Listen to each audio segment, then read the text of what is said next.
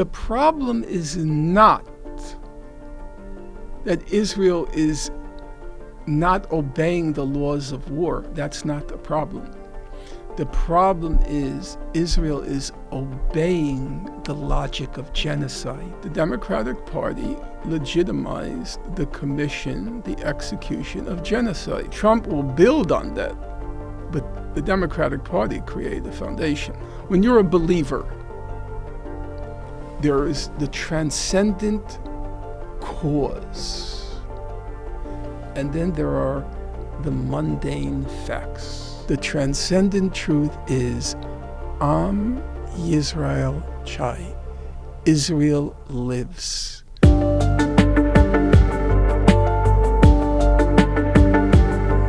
Welcome to The Big Picture. My name is Mohammed Hassan, and it is my distinct pleasure to welcome back to the show Professor Norman Finkelstein, political analyst, author, and I want to say now friend of the show. Can I say that? Sure. Thank you very much for being here with us today. Well, thank you for having me, and I hope we'll have a productive conversation at a very fraught moment. Absolutely. We are speaking just a couple of days out after the election results, and it's still very fresh. There's a million takes on the internet, and everybody's trying to analyze the soul of America and what happened and why Trump not only returned to office, which was expected in some way, but with such a resounding, undeniable victory, and what feels like the complete collapse of not only the Democratic Party, but any kind of established left or center-left option here in the United States. And there are people that are quite hopeful. I've been spending the last couple of days talking to people about why they're voting for Trump, and there's a lot of cautious optimism about the fact that not only is he going to improve the economy, but he is going to stop the war in Gaza and Lebanon, and that he is going to do what the Biden administration failed or was unwilling to do over the last year. And of course, we have lived through a Trump presidency, and we understand the kind of chaos that descended upon the Middle East as a result of it.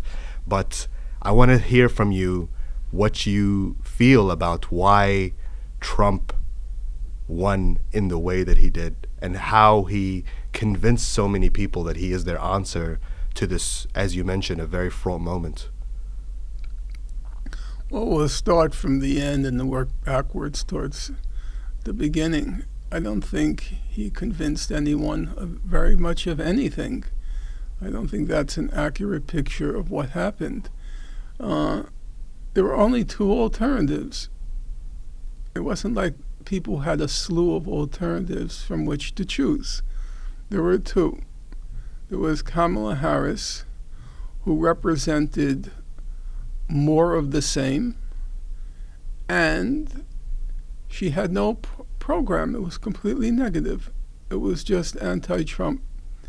In my conversations with people, and I do have, I would say, fairly extensive conversations, because each day I jog or walk along the seashore, and I meet many people at Coney Island, and obviously the subject of the election came up. And there was only one person who had even a clue what Harris stood for. Yeah. He mentioned the homeowner $25,000 promise, and he mentioned the child credit. But he worked in politics. He was actually distributing leaflets for one of the candidates, so he had his talking points down. But otherwise, she was a completely empty show. She wasn't just a zero, she was a -1. She had no track record on anything. It was quite a feat that Harris had been ridiculed for 4 years during the Biden presidency. And suddenly there was this phenomenon, which for those of us who go back a ways, and I do, it was very reminiscent of places like North Korea, where you have what was called at the time the great leader, Kim Il-sung. And then Kim Il-sung passes, and out of the shadows, the innermost recesses of a cave emerges his son, Kim Jong-il, I think was his name, and suddenly the whole state apparatus orchestrates. We all feel joy at the announcement that Kim Jong-il will replace Kim Il-sung. And so you have these scenes of hysterical joyousness at the emergence of Kim Jong-il, a complete non-entity. Nobody had ever heard of him. And so when I started to hear about the joy of Kamala Harris being anointed, of course it reminded me of the old days of Kim Il-sung. Now his grandson is in power, and so soon his grandson is still young, but presumably will have the same joy at the fourth generation at some point. So I don't think people were particularly hopeful that Donald Trump is going to solve their problems. I remember talking to the owner of my local bakery, and when I asked her, I live in not all of it, but part of it is relatively liberal neighborhood. Part of it's part of it's just Trump across the board, conservative Jews. I live in an all Jewish area, and the conservative Jews forget, and they only like him because he's a racist. That's it. They don't care about anything else. But she said things can't go on like this. They can't go on like this. She didn't want to say I asked her, so what do you think about the election? And she didn't want to say she's pro-Trump. It was a little bit of an embarrassment. Nobody in New York wants to admit it. Yeah. But you talk to them long enough and it comes out. Right. So, but she said, things can't go on like this. And then she started to talk about over-regulation of small businesses and prices going through the roof, and we can't afford. And then everybody in the bakery, the other workers, start to chime in. So the election of Trump was in part because Harris stood for absolutely nothing, just anti-Trump, scaremongering with the Trump Hitler, Trump fascism, that sort of stuff, the sort of stuff that people like AOC specialize in. And now she's saying if Kamala Harris's name was Tom Harris, she would have won. Oh yeah, it was all about misogyny. It was all about misogyny. What is it? A quarter of the countries in the world have already had female heads of state. It's not as if this is an obstacle to high office. Our southern neighbor now, Mexico, has a female head of state. No, Ms. AOC, it wasn't about misogyny. It was about people hurting, have continued to be hurt the last 4 years, and your instinctive reaction is, if you have a choice between more of the same and a roll of the dice, if you have a choice between more of the same and the same is intolerable, the same is intolerable, and a roll of the dice, well, rationally, you're going to choose the roll of the dice.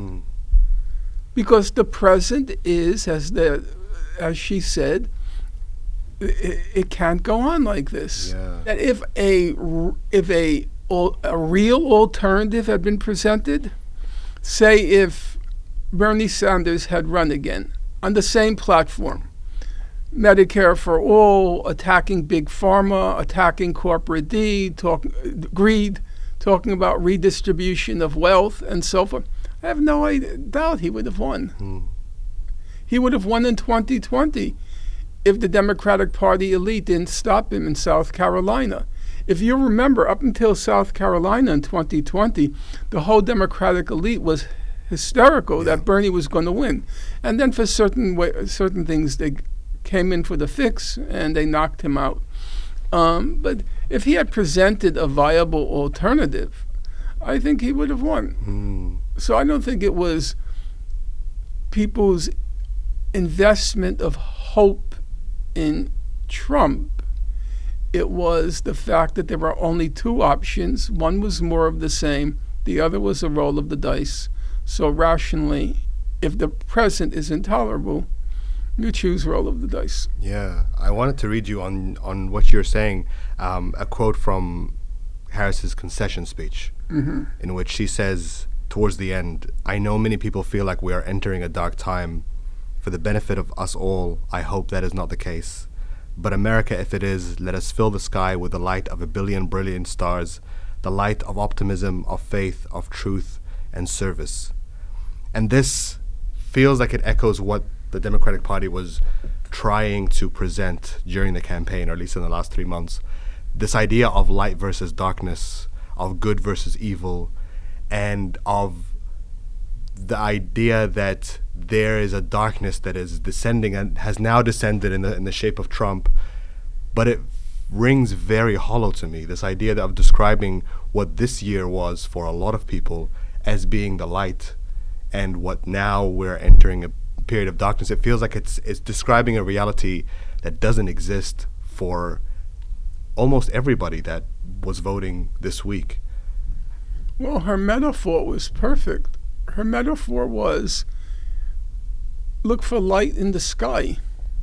People don't want light in the sky. They want light right down here.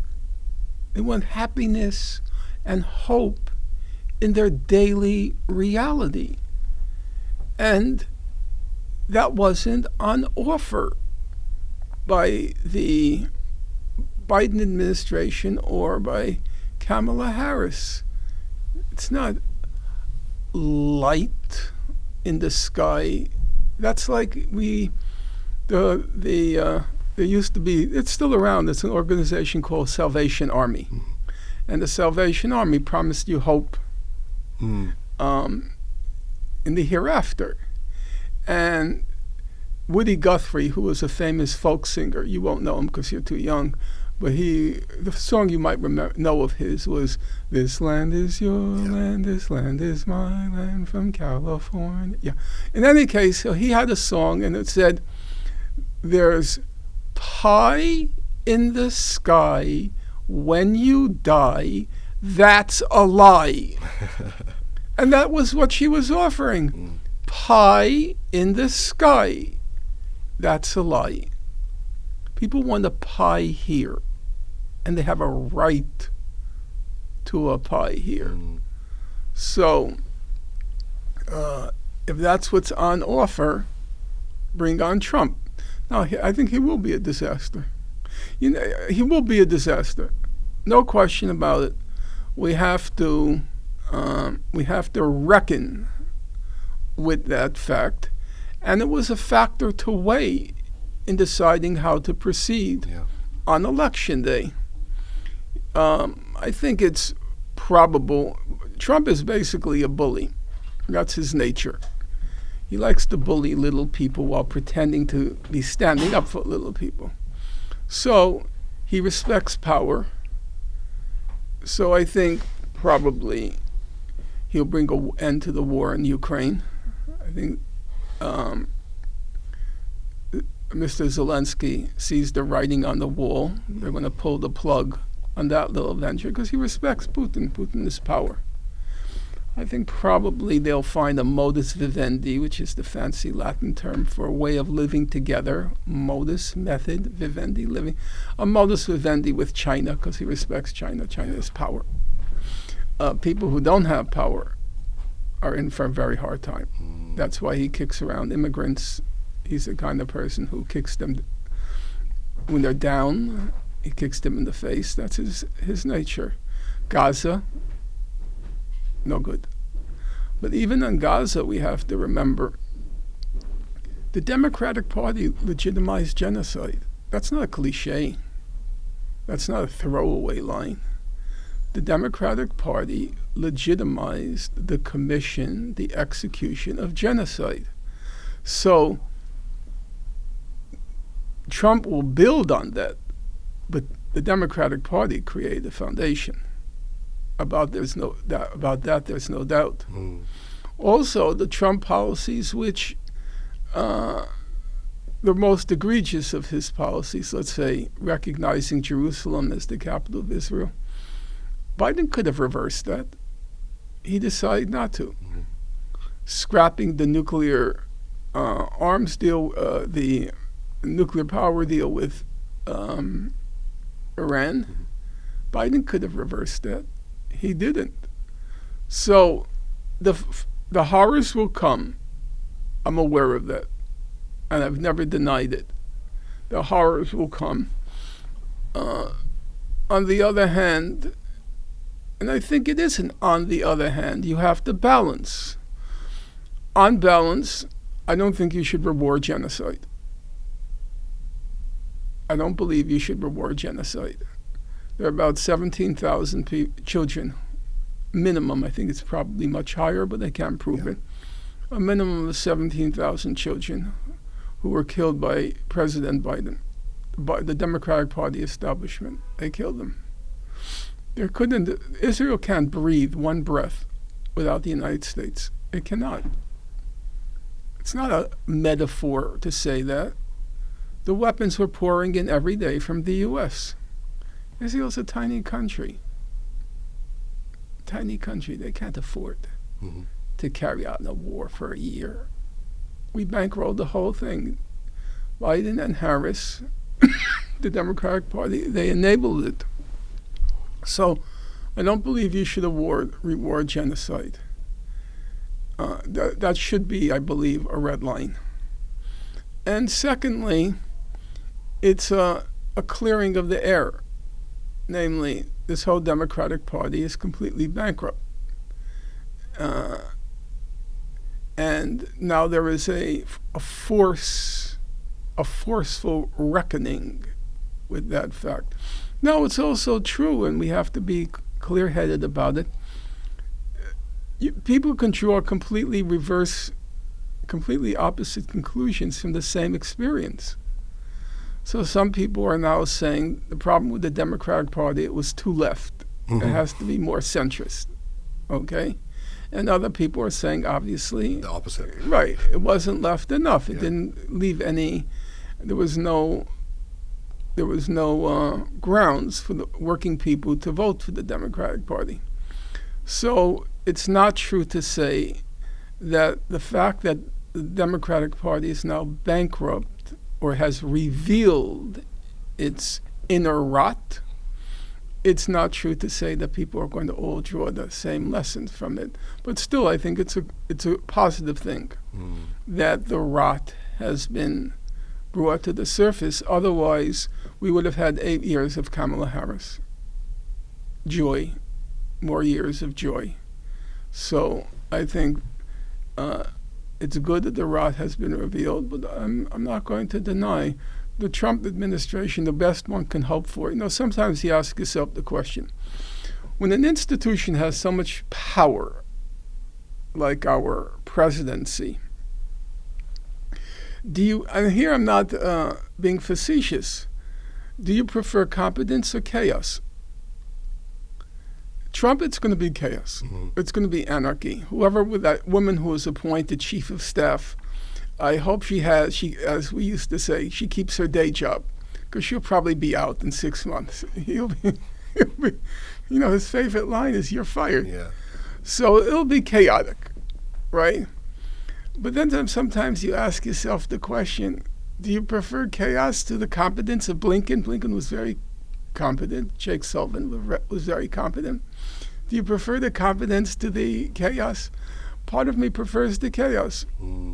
It means that monstrous machine called the state is going to be, it will have diminished efficacy.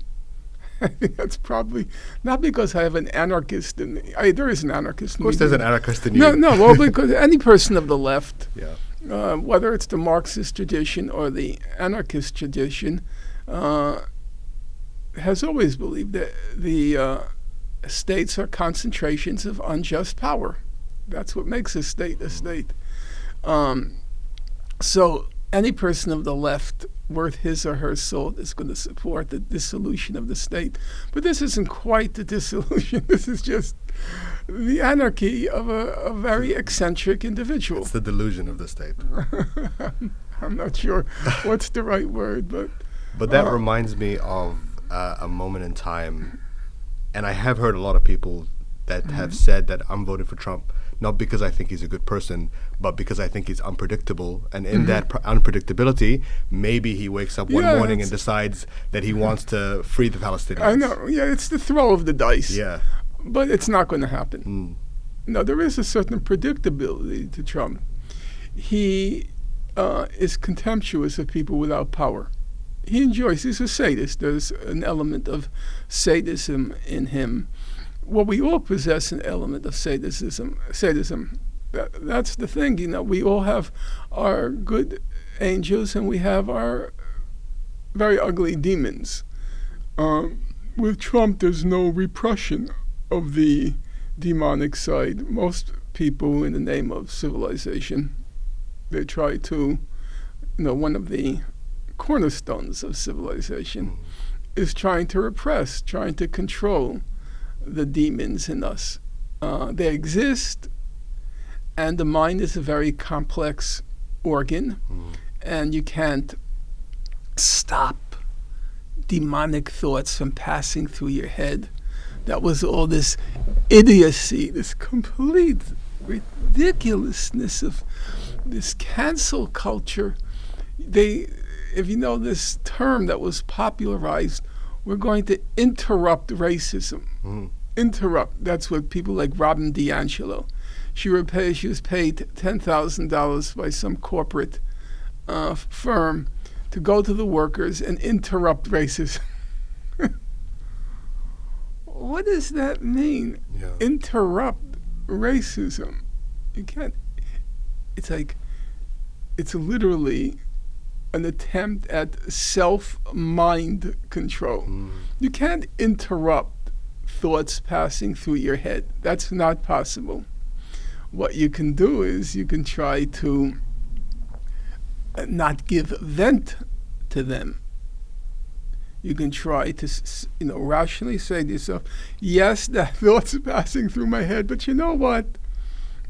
That's not a nice thing you're thinking. And you don't act on your demons.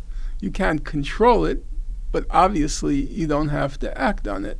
Or you could do the opposite, which is completely let everything out and be honest and transparent about all of your demonic, intrusive thoughts, which is, in a way, what Trump has allowed people to do. Yes, he has, but unfortunately, he has power, so he can act on it.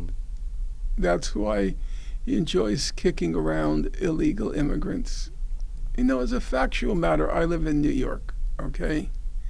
During the COVID years, our city would have been completely dysfunctional without the illegal immigrants.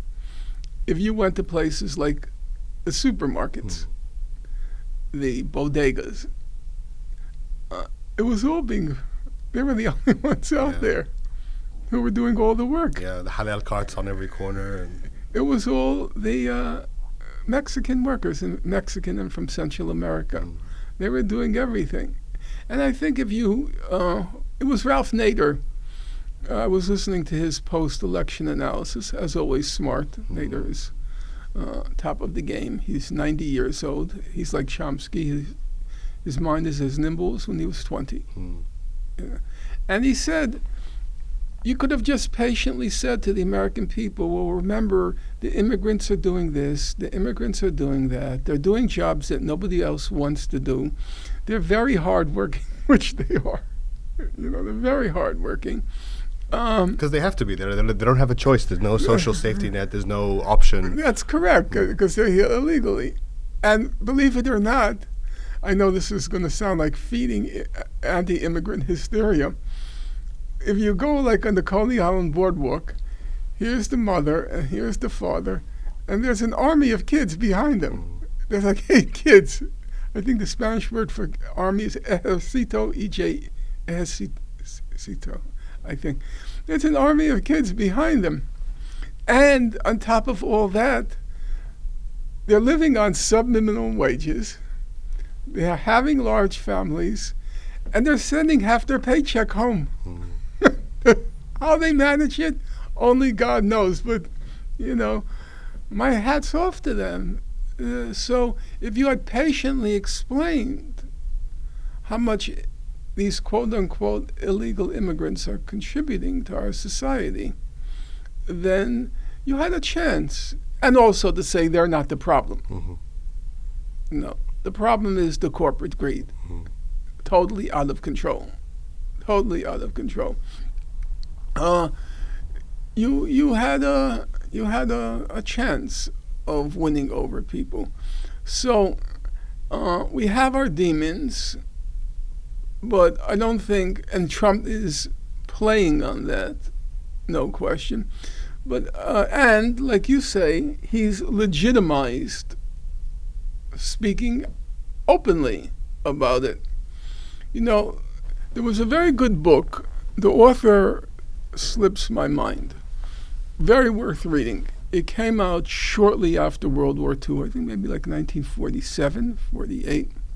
It was written by a German Jew. A woman. And the book the title gave away the book. She was very smart. And when you're very smart, the test of intelligence is to capture complex ideas in simple, lucid language. Yeah. And the title of the book was Hostages of Civilization. She's referring now to the situation of the Jews. And she said the German Jews were hostage to German civilization, meaning 19th century, early 20th century, Germany was by a wide margin regarded as the height, the peak of European civilization. Just to take a homegrown example. So there is W.E.B. Du Bois, the great African-American scholar of the 20th century. He goes to Harvard. But going to Harvard was a deal, but it wasn't a big deal. Mm-hmm. Because then he goes off to study in Germany. When you wanted to be at the peak, you go to Germany, okay? If you take the left, all of Europe, they revered the German Social Democratic Party. That's where all the leading lights were concentrated. And when what was called the SPD, the Socialist Party, SPD in the German, we call it German Social Democratic Party. When they spoke, everybody listened and everyone acted, okay? So Germany was the peak of civilization. And the author wrote that we were hostages of that civilization because beneath the veneer of civilization, there lurked a lot of ugliness. There lurked a lot of ugliness. And what Hitler did, he tore off the veneer.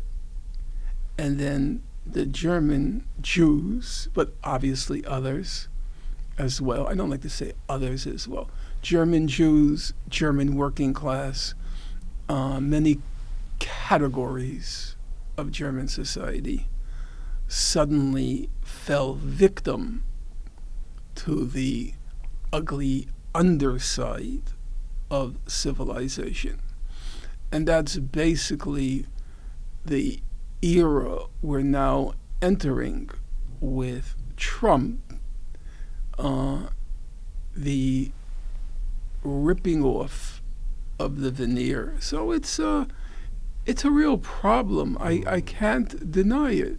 And that's why I said I will not counsel anybody who to vote for, because I recognize it's a balancing act. It's not a clear choice. But the Democratic Party, they didn't even want to they articulated the choice in a way which was false. There's not a danger, in my opinion, if you take words seriously, this word fascism. There isn't a danger of fascism here. Do you know why? Because there's no opposition. Historically, fascist elements came into power when there was a strong left, the institutions of what we used to call bourgeois democracy were in jeopardy, and the ruling elites acquiesced in a strongman coming into power in order to repress the elements on the left, which posed a real danger to their system. They wanted a socialist society. Some wanted a communist society. All of them rejected the capitalist society. We don't have a left here. So we don't need, if you take people in the Supreme Court, people like Justice Roberts. I've studied Roberts because I teach Supreme Court law. Okay, Justice Roberts, Justice Gorsuch, Justice Alito. They love our institutions. They're in love with our Constitution. They love checks and balances. Because the whole purpose of the checks and balances is to make sure the rabble doesn't get out of hand. And also that no elite party dominates another elite party. There has to be an equilibrium among the elites, but always within the context of repressing the rabble, So they love our institutions. Why would they abandon the Supreme Court? Right now they have 6 justices. They're not going to abandon it. Now Trump has the Senate. He has the House of Representatives. Why do you need a strongman? Why do you need an authoritarian leader? They already control all the institutions. But sorry to have to report this, that's how our bourgeois democracy operates. So this constant threat of Trumpian fascism, I think it's false on two counts. First of all, it's unnecessary because there's no left to fight against. And second of all, they can get everything they want within our system already. They control the Supreme Court. They control the Republican Party, democratically elected. The Supreme Court justices were constitutionally chosen. So then why do you need fascism? If you understand the term and you're not just using it as an epithet, as people like AOC, who's a certifiable airhead, as they use it, it's totally gratuitous.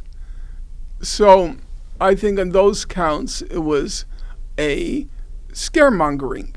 But on the other hand, I have to say that the Trump phenomenon represents the ripping off of the veneer of civilization. There's an adage that goes, hypocrisy is the compliment that vice pays to virtue. You get that? Hypocrisy is the compliment that vice pays to virtue. Meaning, what you're doing is wrong. That's why you don't admit to what you're saying. You're hypocritical. You don't really believe what you're saying. Why do you do it?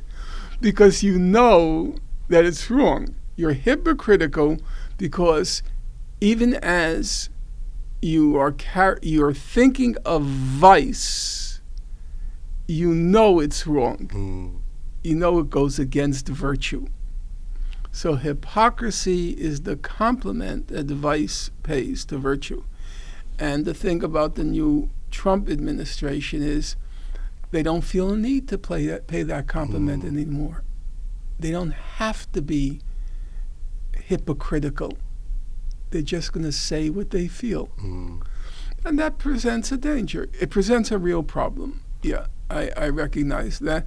A lot will depend, I believe, on how certain of our institutions react to it. I think, like our Supreme Court, these are very respectable, reactionary to the core. But certain of them are respectable, and they will recoil at certain of the egregious grossnesses of Trump and may put a check on it. But on the other hand, there is a problem because so much of it has been legitimized. It's been legitimized because of, I hate to say it because everybody's saying it now, and I never like to join in with the choir or speak to the choir because, and I know people are going to come down hard on me, but I'm saying it within the context, and the context is I'm a person of the left, because of a lot of the idiocies of the woke politics and the cancel culture and the refusal to acknowledge that maybe the other side has a point. You don't have to agree, but you don't have the right to cancel. And you don't have the right to denigrate everybody who disagrees with you as some sort of reactionary, some sort of hillbilly, some sort of redneck. No, there's grounds for legitimate disagreement. Now, people are using that as a club now. If you read the papers, everybody's attacking. On the Democratic side, they're all attacking identity politics and blaming identity politics for what happened. No, I don't agree with that. I think the problem was people had nothing on offer that was going to substantively improve their lives. But on the other hand, the identity politics, the idiocy of it, legitimized the other side. You know, there are legitimate questions about, puberty blockers. Are they a good thing? It seems that the scientific evidence is overwhelmingly no. But the left made that a litmus test. If you didn't support it, you become a reactionary. You become a hillbilly, a redneck, an antediluvian. You couldn't have honest discussion about these issues. So it ended up legitimizing part of the ugliness of the right-wing agenda. I don't believe the whole right-wing agenda is ugly. I don't even, I think most Trump support, not most, in broad strokes, most of the Trump supporters could have been won over to a left-wing agenda. The core, no. The core were, there was a fascist core. There is a fascist core, but there is the penumbra as you get further away, and those people could have been won over. Remember, 10% of the people who voted for Obama, 10% of the white working class that voted for Obama then voted for Trump. Yeah. So there was room to win these people over. They're not hopeless. You're going to disagree on some things. I want to pick on a point that you made about this idea of hypocrisy and virtue, because that is the accusation that from the right to the left a lot, which is the idea that you are virtue signaling, that you don't really believe the things that you say that you believe. And we see this in particular, if I can shift our conversation to Gaza and to the year that we have seen under the Biden administration and under a lot of liberal Western leadership. And I don't know if you saw what happened in Amsterdam 2 days ago. I saw. I mean, I heard about it. Yeah. I read some things about it. I couldn't get an absolutely clear picture of what happened, though I've read some things. Yeah, so this idea that there were these football-related riots that happened in Amsterdam, in which fans of the Maccabi Tel Aviv team that was there to play in Amsterdam was attacked by locals. And the story that came out almost immediately was this wide sweeping condemnation on behalf of media institutions and specifically on behalf of world leaders. And this narrative that what happened was a quote-unquote pogrom that took place, that targeted people based solely on their identity as Jews. And there was no, at least for the first 24 hours, there seemed to be no space to talk about what may have or may not have happened on the ground and what its relation could have been to anti-Semitism in Europe. And it felt like it echoed a lot of what we had seen happen in a lot of these Western liberal societies over the last year, certainly in the language of the Biden administration, but also within the language of a lot of European leaders who not only repeated these ideas that this, whatever was happening in Gaza, whatever happened after October 7th, this was uniquely about anti-Semitism and uniquely about preventing a repeat of historical crimes against Jewish people and nothing else. And even a step further, that Europe had now seemingly absolved itself of anti-Semitism, and that now the Arab world, the Muslim world, these immigrants that had filled a lot of these European cities that they didn't want to talk about before because it was impolite to talk about immigration, but now that these people were the problem. It's not us, it's these people. How do you see what is happening from that lens? I mean, we can start with Amsterdam. We can start with this idea that something will happen and immediately this very clear line will emerge from it. Well, I can't speak with authority about Amsterdam because I have to avoid my error of October 7th. When October 7th first happened, I praised without qualification what I thought was a breakout from a concentration camp. So of course I'm going to support it. But in the first 2 days, all we were told was that 50 people had been killed. And I thought 50 Israelis killed. I didn't know if it was civilians or combatants, but I thought that was a price that, based on the laws of war, was tolerable for people to break out of a concentration camp. It turned out to be more complicated than I originally thought, and I came under considerable criticism for what I initially said. That's right. So I don't want to make that mistake again. I don't really know what happened in Amsterdam. I'm hearing conflicting reports, so I'm going to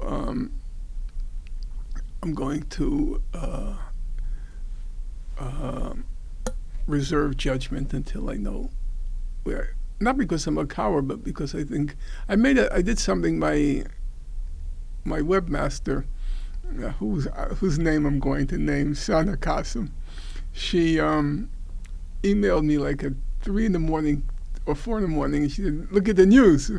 So immediately when I looked at the news, I did something I never do. I've never been on social media. I know nothing about social media. I have no accounts with any social media, none. Not Facebook, not Instagram, not TikTok. I don't even know what these things are. Yeah. But I decided, okay, I'm going to show solidarity, and got into a lot of trouble for that. And then I refused to take down what I wrote because I don't believe in doctoring evidence. I said it, and I have to deal with it, and I will address it, but I'm not going to destroy it. I don't believe in that. I'm an old-fashioned believer in truth, and that's part of the history. Well, you're an academic. You believe in documentation. Oh, believe me, most academics, they'll take it down. They'll do everything they can to hide it if they made a mistake. So I don't want to speak to that. I'll just mention a couple of things in this current trashing of identity politics. They're trying to throw in the protests against Gaza. And if you read one column today by this Venerable Times columnist named Maureen Dowd, she says, when the students were trashing the college campuses and alienating everybody, the Democratic Party was afraid to denounce it, so they're throwing everything into one barrel. There's Latinx, which was completely insane. She was criticizing the term Latinx. It was completely lunatic.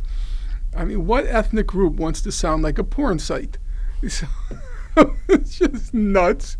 And all the evidence showed 98% of Latinos did not like Latinx. And so she calls it, she said it was, a product of the faculty lounge, which is true. But under the question of the Gaza protests, that wasn't true at all. First of all, when I attended, I went to several encampments, not a lot, I don't want to exaggerate, but I went to several. I have keen memories of going to Columbia and going to MIT. One of the questions I asked, because for me it was a crucial question, it was, how are your relations with the student body that's not part of the encampment? Because that will determine whether you will grow, that is, you can bring in new people, or whether you're turning into a cult, us, the enlightened ones in the encampment, versus the unenlightened, the benighted people around you. And everywhere I went, there was consensus that the community as a whole supported them. So a lot of, these are elite schools. They're paying tuitions of $80,000 a year. So they weren't ready to join the encampment. It was a sacrifice, just in terms of getting your work done, papers, these schools are very intense. Yeah. And so they didn't join, but there was a sense of moral solidarity with the encampments. So this idea that these folks were completely alienated from everyone else, it's a complete lie. What happened? We know exactly what happened. The Jewish supremacist billionaire class went to the board of trustees and said, unless you suppress these encampments, we're withholding our alumni contributions. It was very clear what happened. The sentiment on the college campuses, and then broadly in American society or British society, was broadly supportive of the message from the college encampments and college protests. So it was a flat-out lie, what was being said, that these were a minority of politically correct lunatics. No, that's not what happened. By the end, their message was having a broad resonance, so much so that that's when the Jewish supremacist billionaire class, doing their part for the cause, that's when they started to put the pressure on and committed the most outrageous assault on academic freedom since that concept came into existence in the early part of the 20th century. And not only did they, but they continue. Right now, it is a very scary place on a college campus to utter any words condemning the Israeli genocide, so much so that at places like Columbia University, you cannot use that word in public. You cannot use that word in public. You cannot use Israel and genocide together, or even genocide if it's implicating without explicitly referring to Israel. You can't use it. But that's not like the lunatic identity politics and the Latinx. It's not the same phenomena. Yeah, a lot of the identity politics alienated, rightfully, a broad portion of the American people. And it was all a trick. It was a ruse by the ruling elites in the Democratic Party. They had abandoned the working class as their base. In my day, which is not your day, the Democratic Party, its entire foundation, was the unions. You can't imagine what it was like in our country. The unions, the United Auto Workers, the United Steel Workers, the United Mine Workers. They mean nothing to you, but those were robust, powerful institutions, and they were the mainstay of the Democratic Party. As a large portion of our country became deindustrialized, working class jobs went abroad, union membership, which in my day was about 30%, is now about 9%, mostly public workers. The Democratic Party, because its base had disintegrated, most people, if you asked them, who's the head of United Auto Workers? In my day, we all knew it was Walter Reuther. Who was the head of the AFL-CIO? Everybody knew his name. Nasty guy, really nasty guy. But we knew his name, Walter Meany. We all knew the name. Now nobody knows. So as the Democratic Party base disintegrated and the party was taken over by corporate elites, they needed a substitute. Who are we going to fill our ranks with? Because every party has a core constituency. And they decide to fill the ranks with this identity politics. And they made that the litmus test of membership. And the identity politics then became, it started to assume lunatic manifestations, which of course alienated large numbers of people. But that wasn't true with the Palestine question. The Palestine question had a very large resonance among the base of the party, was the elites.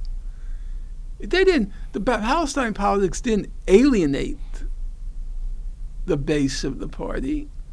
It didn't even alienate the people on the college campuses. I mean, I was very careful about observing that.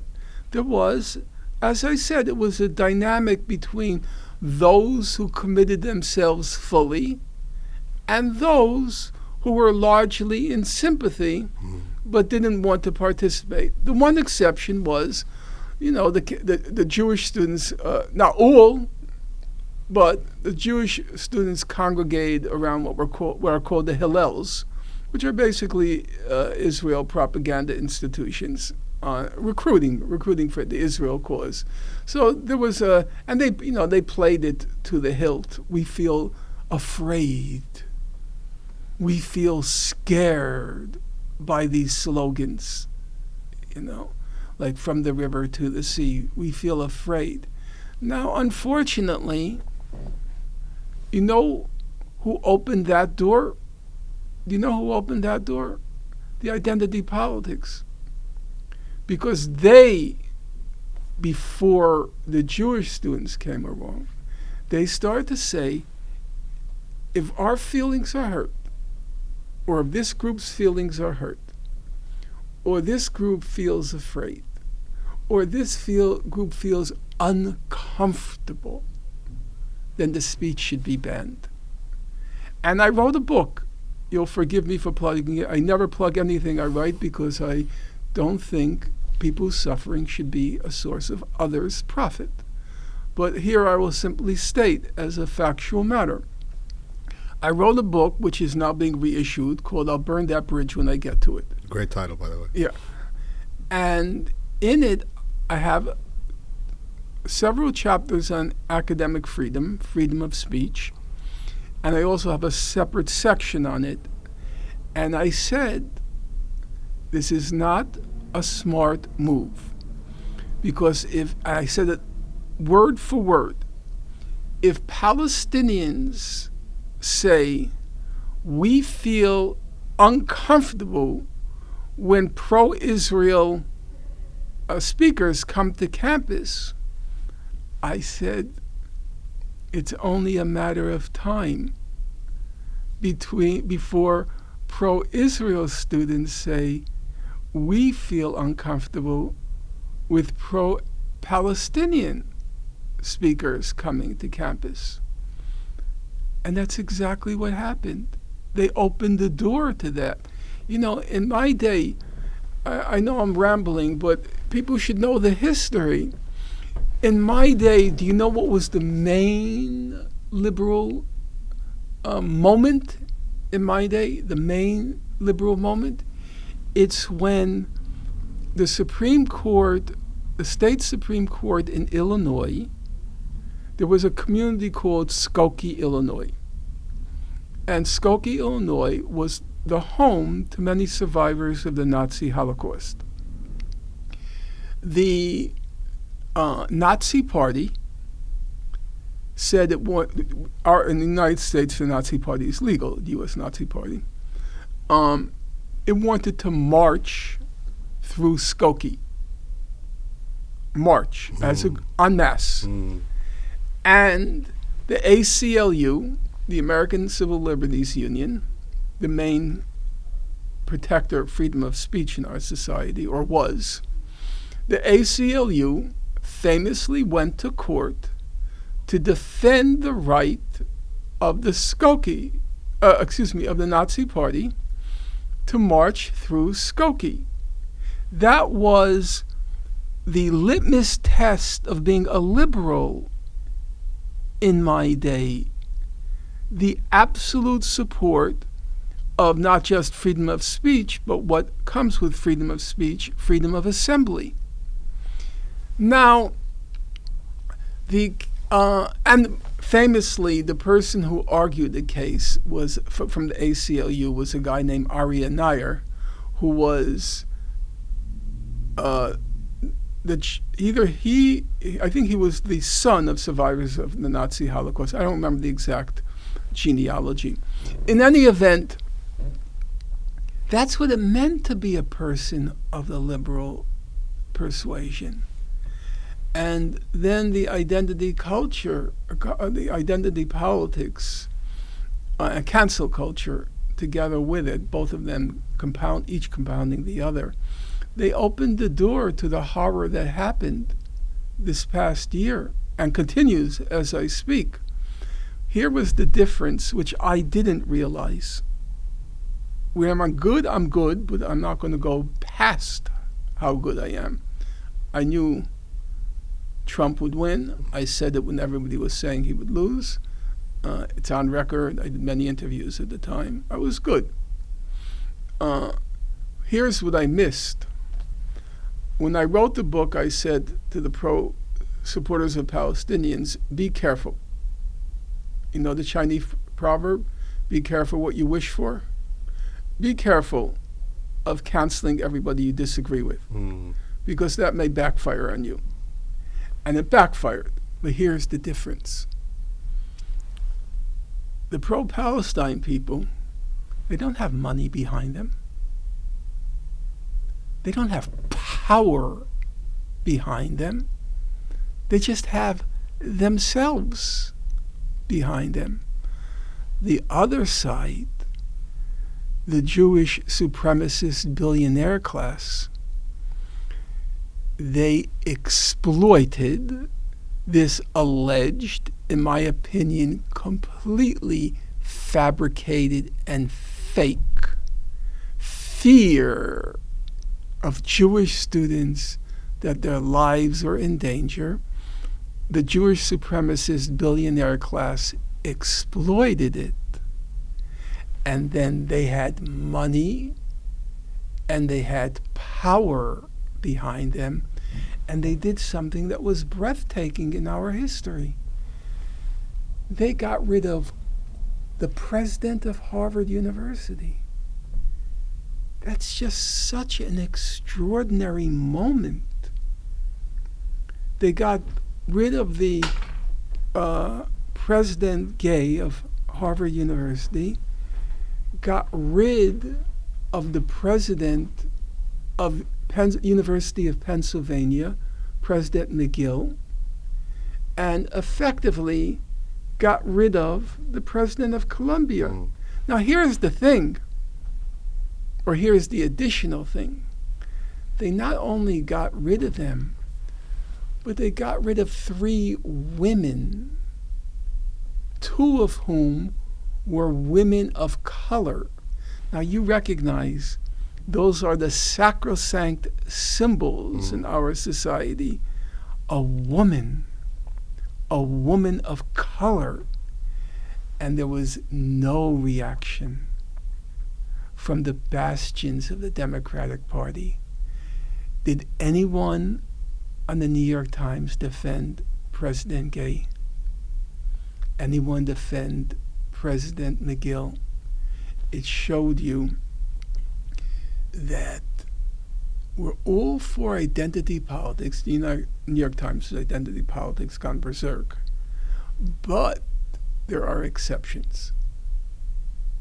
And here was power ruthlessly wielding itself, the Jewish supremacist billionaire class.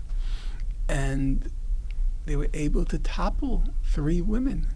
It was really, there's nothing like it in American academic freedom. Even during the McCarthy era, I can't think of a single university president who was ousted. This was something really new. Even, you take on a less august level, they went after Breonna Joy Gray, black woman, very impressive pedigree, Harvard undergraduate, Harvard Law School. Didn't stop them, knocked her out. Knocked out Candace Owens, who was the most powerful black woman on the right in the media. Knocked her out. So there are 2 lessons. Be careful what you wish for. That was very clear.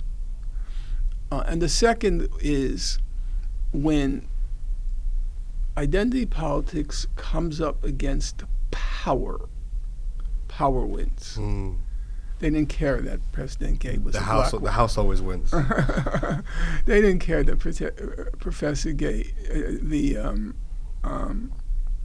president of Harvard, was a black woman. She goes.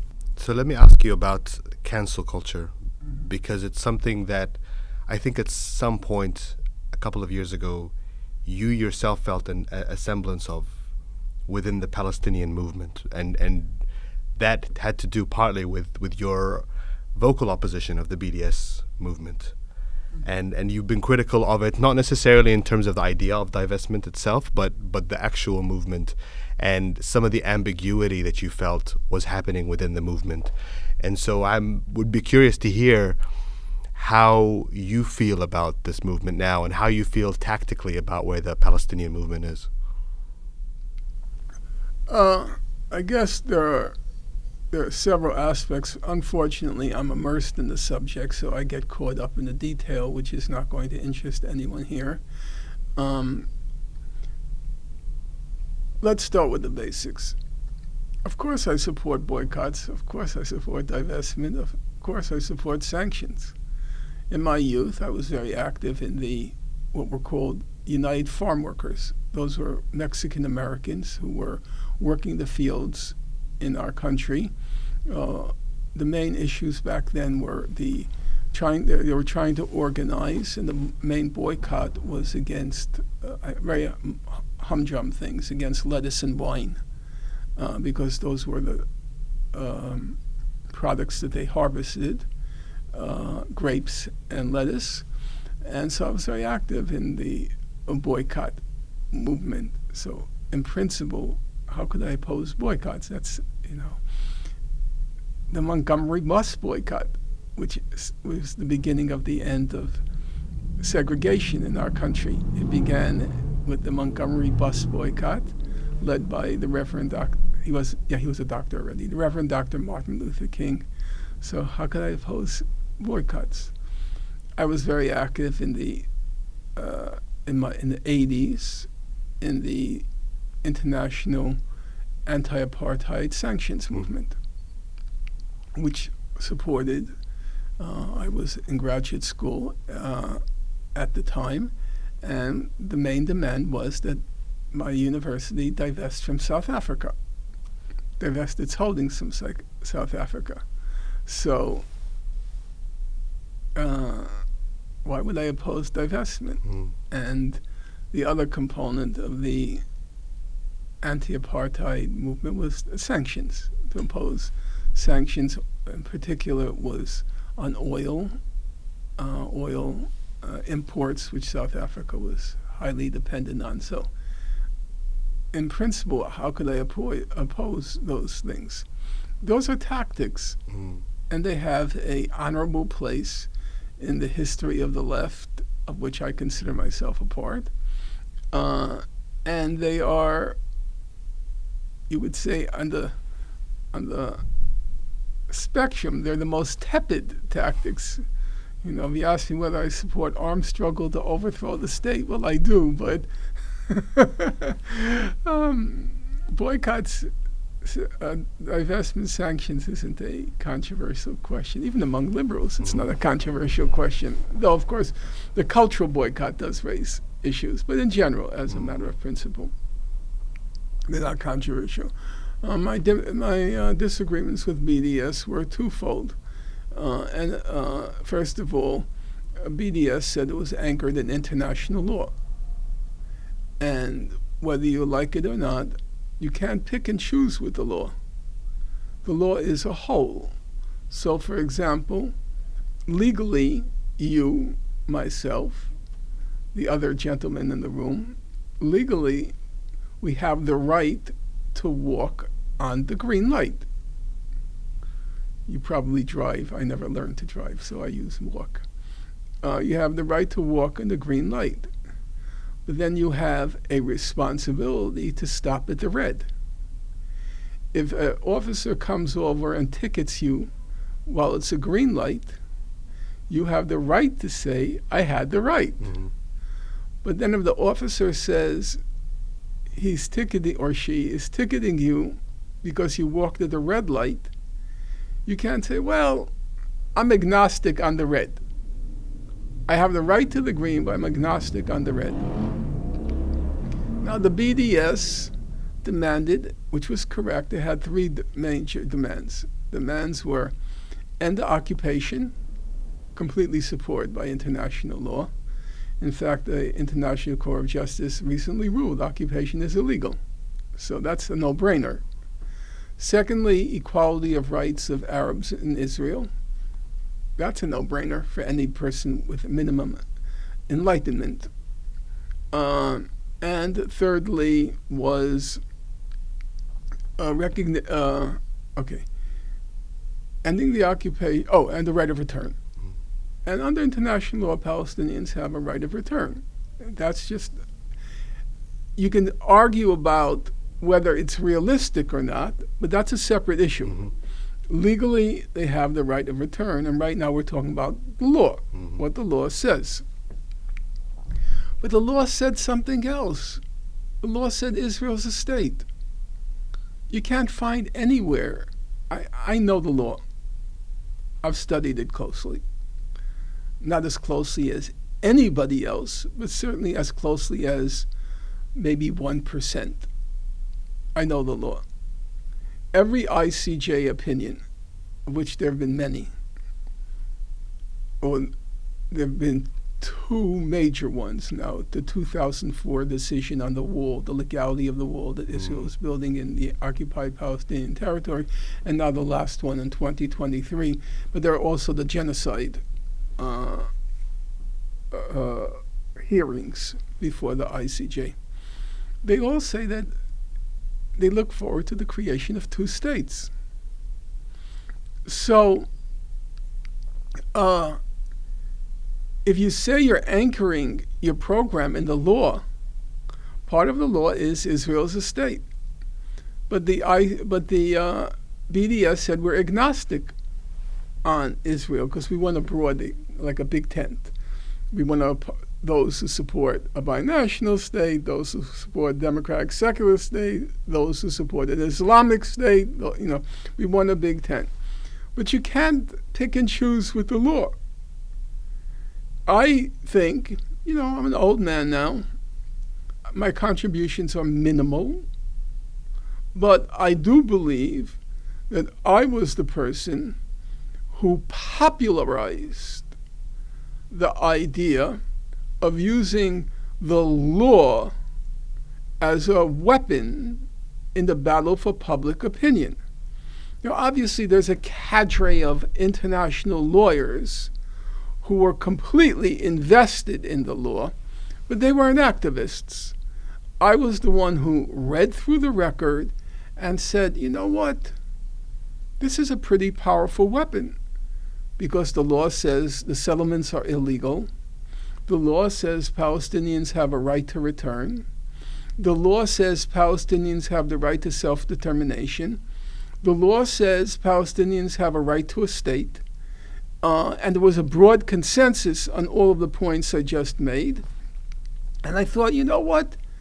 I was doing a lot of speaking at a certain point in my life. I was canceled by the BDS movement, but in particular Omar Barghouti. But I was a known quantity. And as I was trying to work through what's the best approach to winning a broad audience, it occurred to me, Professor Chomsky, my mentor, my dearest friend for some 40 years, his approach, if you read his writings, which I read as if under a microscope, I read them once, I read them twice, I read them 3 times, I read them 4 times. They were rich and powerful. He would emphasize in his writings the predominance of support for the Palestinian rights in institutions like the General Assembly. He focused on the political institutions, the General Assembly, this or that statement made by the European Union, an occasional Security Council resolution that wasn't blocked by the United States. There have been occasions where that has happened. And it was an effective weapon. It's where he coined the term the international consensus. His point being, this isn't a pro-Arab position. It's not a pro-Israel position. It transcends them. It's the consensus of the international community. So he coined the term the international consensus. And it was a powerful weapon, but I always had in the back of my mind, well, a lot of these governments, like in the General Assembly, they're so corrupt and they're so venal and so easily bought that you can easily make the argument that these states don't really represent the people in those states. They're just, corrupt elites. So I wasn't entirely satisfied with his approach. And then I, through intensive study, saw that the legal angle could be more compelling. What does Human Rights Watch say? What does Amnesty International say? What does the International Court of Justice say? To use that route to trying to reach a broad audience. And as I said, I spoke a lot. I spoke about 40 times a year. I never missed a class. never canceled a class. I was all over the world. I would take the 6 a.m. flight, and I would be there for class at 9 or 10 a.m. I'm very fastidious about my professional responsibilities. I was never late. Never. I remember in my mind's eye, I remember one day I was in the cab and I had like 20 minutes to get to class. It was in Chicago. And I made it. I made it. That was the closest it got. Yeah, because I still remember it in my mind's eye. So I could say at the popular level, I popularized the idea of using the law. But you can't defend the law in picking and choosing. Because the moment you say, well, legally the Palestinians have the right of return, Palestinians have the right to equal status in the state of Israel, Palestinians have a right to end occupation, the other side says, well, and Israel has a right to a state. That's also the law. You can't say you're agnostic. And I found it, I try to be intellectually consistent. I try very hard. I believe in truth. I do. And justice, I do. I'm old-fashioned. I believe in those. You know, when I first got involved in the Israel-Palestine conflict, the fact that I was Jewish was a significant factor. It was. I acknowledge it. Mm-hmm. You know, because everyone was using the Holocaust as a blackmail weapon. And because of what my parents passed through during World War II, I had a way to deflect it. Mm-hmm. You're not going to use that argument with me. You know, my father was in Auschwitz, my mother was in Majdanek, every single member of my family was exterminated during World War II. Don't play that card with me. It's not going to work. And so, focusing on my Jewish pedigree and the fact that my parents were bona fide survivors of the Nazi Holocaust, I played that card. I didn't think it was wrong, but I'll be honest with you, I wasn't happy with it because I believe people should gain recognition on the basis of what they've done, not who they are. I don't think, it's not an achievement for me. There's no personal sense of gratification from being Jewish because it had nothing to do with me. It's not an expression, it's not a manifestation of my person. It's just an accident of birth. So I was not comfortable when I was being, so to speak, advertised as being Jewish and supporting the Palestinians. I didn't reject it, I didn't repudiate it because it was a deflection. It enabled me to deflect some of the criticism that you would have faced if you were in the same position as me. Absolutely. But I always look to the model of Professor Chomsky. If people revered him in the Palestinian Arab community, it was not because he was Jewish, it was because he was brilliant. He was a very effective interlocutor. He knew the facts. He knew the quote-unquote truth. And he was a person of eminent justness. And so I preferred that route.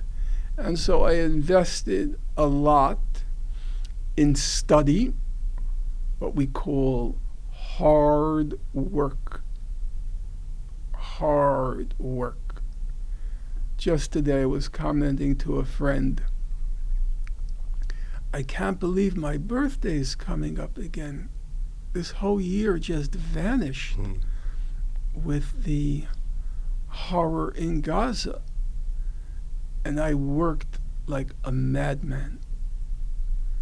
So I don't no longer attach, and I hope most people who hear me don't attach significance to the fact that I'm Jewish. It was investing a large portion of my being in order to find truth, always in the service of justice.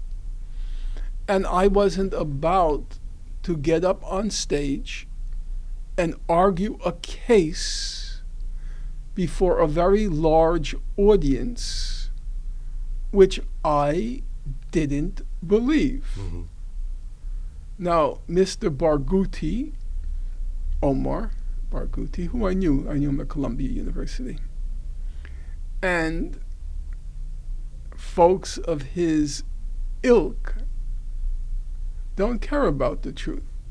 Most people don't care about the truth. Truth is simply utilitarian. If it helps us, let's run with it. And if it doesn't help us, who cares? That's how most people, their attitude. That wasn't me. I'll give you another example. So as you know, there were all these claims made about rape on October 7th. Hamas rape. Hamas had weaponized rape as a weapon of war. That's what we were told. I was, at the beginning, skeptical. You'll forgive me, I assume you're Muslim? Mm-hmm. You'll forgive me. I was skeptical on grounds which nobody accepted. It didn't seem plausible to me, because I knew many people from Gaza. I knew many people from the West Bank. I knew Arabs. Okay. Now, if you would say the predominance of my correspondence and personal interactions are with Arabs and Muslims. I'm sorry about that. No, it's because of work. Yeah. I mean, work. I'm treated royally. I get, when they come to my house, sometimes they want to improve my equipment for when I do broadcasts. So they always bring gifts, really very nice. I had some medical problems. I know it's going to sound crazy. I didn't trust a Jewish doctor at that point. And I asked my Palestinian friends, can you find me a Palestinian doctor?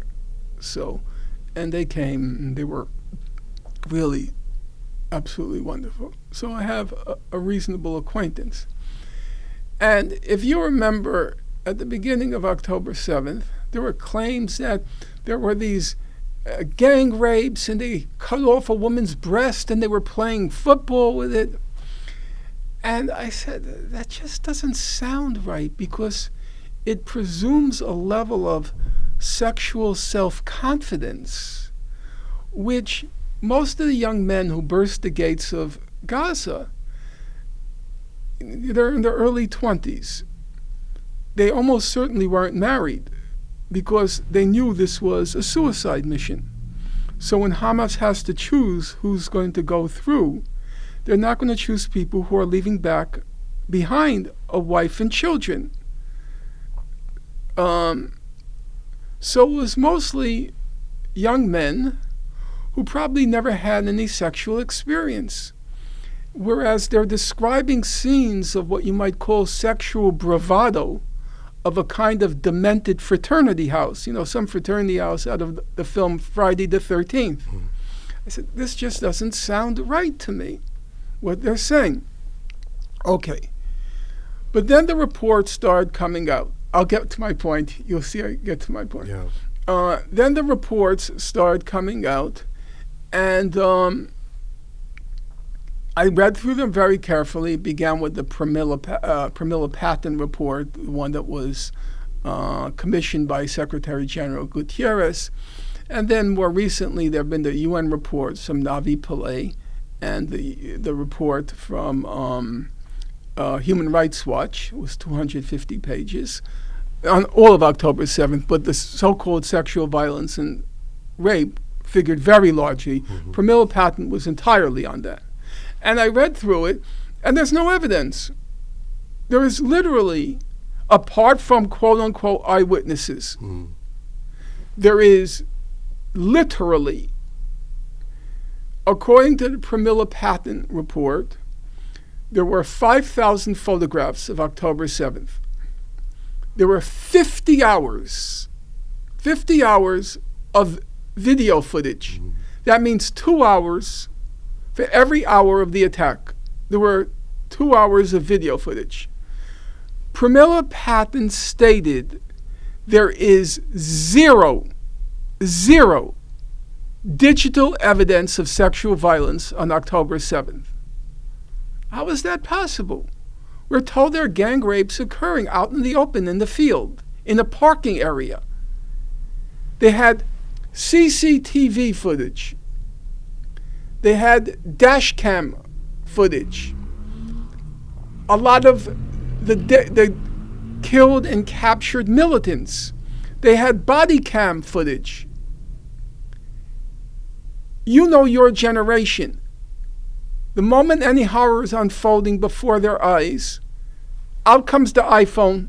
They're either videotaping it or taking pictures. That's your generation, okay?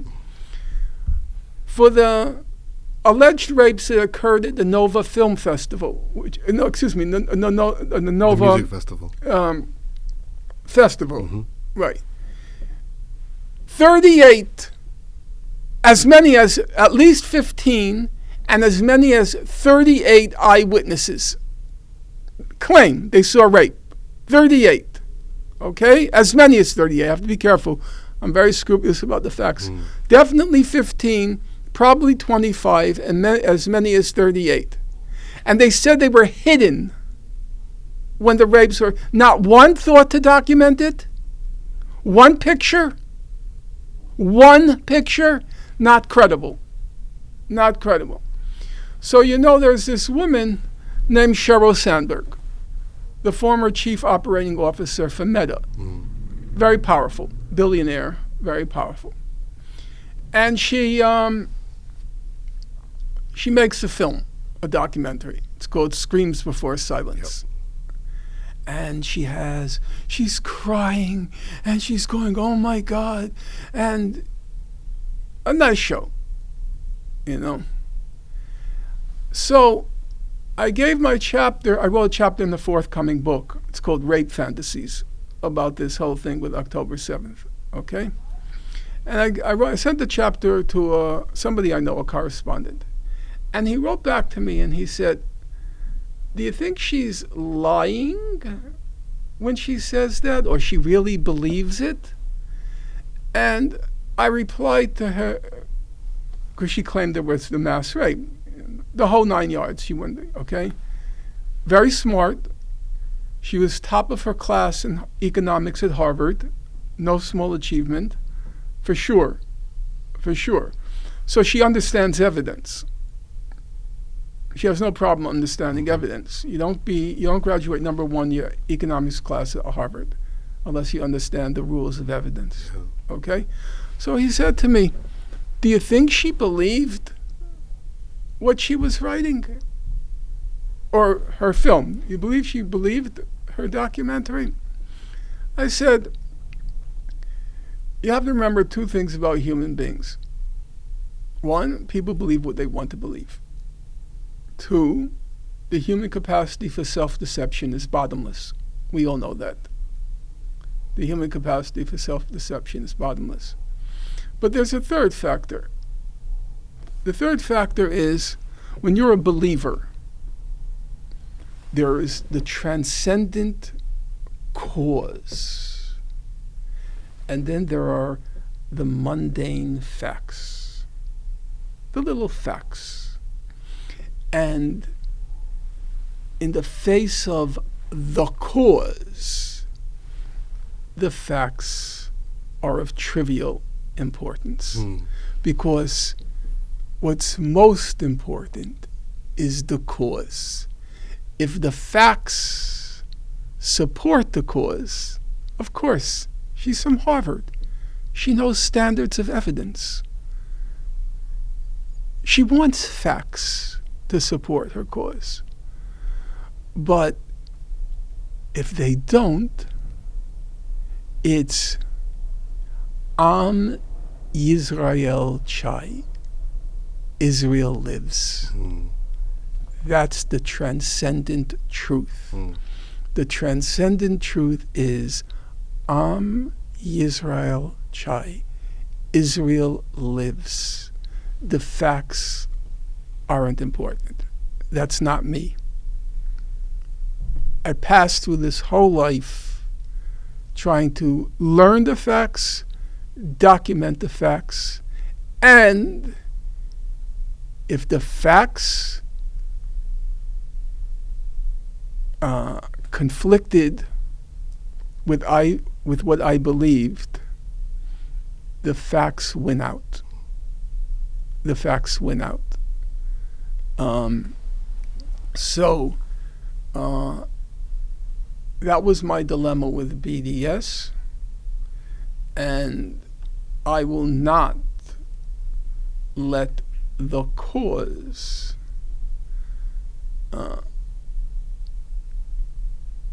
negate or annul or nullify the facts. There are occasions where, Professor Chomsky, you'll forgive me for, I keep repeating him, but, he was, just as the Nazi Holocaust played the main moral role in my life, in its embodiment, which was my two parents. Intellectually, it was clearly Professor Chomsky. And he once said he had a way of, because he had a stupendous mind, of illustrating what might seem to be complex questions very simply. So he said, Norm, moral principles always come into conflict. Principles, abstract principles, only get you so far. Because at some point, moral principles always come into conflict. And he said, look, we all know it's wrong to lie. But if a rapist knocks on your door and says, is your daughter in the bedroom? You lie. Because the principle of it's wrong to lie comes in conflict with the right to life. So there's always conflicts. And I've gotten a lot of criticism in recent weeks because I have said I think the Palestinians lost in Gaza. Gaza is gone. Gaza is no more. There's no Gaza anymore. And I said that Israel has been inflating the Hamas resistance in Gaza because it provides the pretext for the genocide. There's no real there can't be Hamas resistance in Gaza. If Israel's dropping the equivalent of atomic bombs on your head every day, how do you resist? It's like talking about resistance to the Americans in Hiroshima on August 6th, when they dropped the bomb. Could there be resistance? Well, Gaza has been atomic bombed every day for a year. And so I said that we should use the paradigm, that means like the model, that it's a genocide, it's not a war. All the human rights organizations have been analyzing Gaza in terms of the laws of war. But there's no war going on in Gaza. The problem is not that Israel is not obeying the laws of war. That's not the problem. The problem is Israel is obeying the logic of genocide. It's very different. And the only ones who correctly grasped that point were the South Africans. Because when they went before the ICJ, they weren't talking about, it's true the ICJ doesn't regulate, the laws of war, but the war was completely absent in their application and in their subsequent statements. It came before the court 4 times in January, February, March, and May. They never talked about Hamas. They never talked about whether Israel was being proportionate, whether Israel was being discriminate. Those are the terms of the laws of war. Distinction, you only target combatants. Proportionate, if you want to achieve a military goal, you can't kill too many civilians. And discrimination, that is, you have to discriminate between civilians and combatants. That's the laws of war, okay? They never talked about that. They talked about a genocide in Gaza. So I've been criticized because I said I don't believe the resistance in Gaza is significant. And people said to me, very thoughtful, very smart. They said, you realize, Norman, that one factor in winning and losing a war is morale.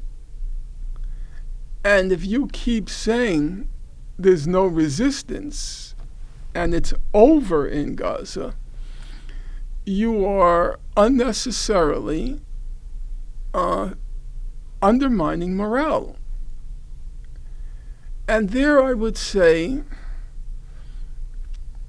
there is an argument that maybe I shouldn't be saying these things. So maybe I don't have to lie and say Hamas is winning. You know, some lunatic sectors of the left say that. But on the other hand, I don't have to say I think it's over. There are 45 million tons of rubble in Gaza. About 70% has been pulverized. The estimates are it would take 10 to 15 years to just remove the rubble. And knowing as I do that satanic state of Israel, they're going to do exactly what they did after Operation Cast Lead in 2008-9. They're not going to admit any cement. They're going to say Hamas is going to use the cement to build tunnels, so we're not admitting cement. So there's no possibility of it being rebuilt. But there is, as I said, there are occasions where the commitment to truth might come into clash with another principle, and here the principle of sustaining morale in the face of this horror that has unfolded in Gaza. And I've taken the criticism to heart, but I'm doing right now what I did before. I can't lie and say I don't think it's over. I can't see it. I mean, I'm reading the facts. So there I think, people have a right to criticize me, and maybe I'm making a mistake here. I admit that. I will admit it. There was a famous correspondent, journalist named Alexander Cockburn, and his father was a very famous journalist who was in Spain during a turning point in modern European history. It was called the Spanish Civil War. And it was the forces of the Republic, the Spanish Republic, who were fighting against the forces of fascism, represented by Franco. And there was an important battle, and Claude Cockburn, who was the father of Alex Cockburn, I knew Alex, his father, Claude Cockburn, very famous journalist, he started to write back dispatches saying the Republic is winning, when they were losing. And Alex, his son, who was also a great journalist, a friend of, I wouldn't call him a friend, but I knew him, he would write, and everyone attacked Claude Cockburn. He was a liar. He lied about what was happening. And Alex wrote, it was the proudest moment in my father's life that he lied for Spain. And that to me has always been, I remember that very vividly. It's always been a conflict in me, because I get what Alex is saying. He died for the Republic. His career was killed for the Republic. Mm-hmm. But on the other hand, the moment you lie, you lose all credibility, because people think maybe he's lying now. Mm-hmm. And if people respect me, they respect me for two things. One, I paid the price, not a major price. I'm over 70 now, and I've lived. So I'm doing way better than about a large, I don't want to give a number because we don't know, but at least I'm doing a lot better than 17,000 children in Gaza. So the sacrifice is minimal to the point of infinitesimal. But also people say, he tells the truth as he sees it. You know, we all have the limitations of being fallible creatures. We make mistakes. So, but people will respect the fact that what I say, I believe. Mm-hmm. It's as I believe based on the facts. Now, I think Sheryl Sandberg probably believes what she says, but that's because she believes in the cause. Mm. Professor Finkelstein, it's always a pleasure to speak to you, and there's so many other things that I would like to hear your thoughts on and hear you speak the truth as you always do in your way. And so I hope that this isn't the last time that we speak together, and we can invite you again to speak. Thank you for watching this episode of The Big Picture, and a big thank you to our guest today, Professor Norman